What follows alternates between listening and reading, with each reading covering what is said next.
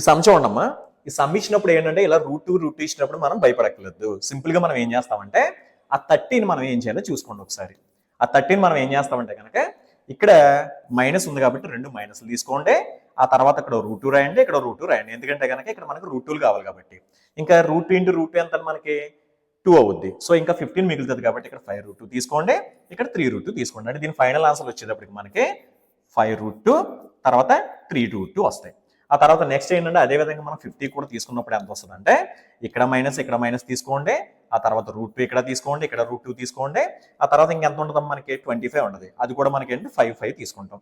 So దాని ఆన్సర్లు ఏంటంటే 5√2 వచ్చినాయి. ఇక్కడ మనకు ఒక అడ్వాంటేజ్ ఏంటంటే ఎక్స్ వాల్యూస్ 2 వచ్చినాయి, వై వాల్యూస్ 2 వచ్చినాయి కదంటే సింపుల్ గా మనం √2 ఎలిమినేట్ చేసి పడేయచ్చు. ఎందుకంటే కనుక అన్నింటిలో కూడా √2 ఉన్నాయి కాబట్టి. సో తీసుకుంటే 5 = 5, తర్వాత మళ్ళీ 5 తర్వాత ఏంటంటే మనకి 3 <5, తర్వాత 3 <5. సో ఆన్సర్ ఎంత అంటే కనుక మనకి x < y వచ్చింది.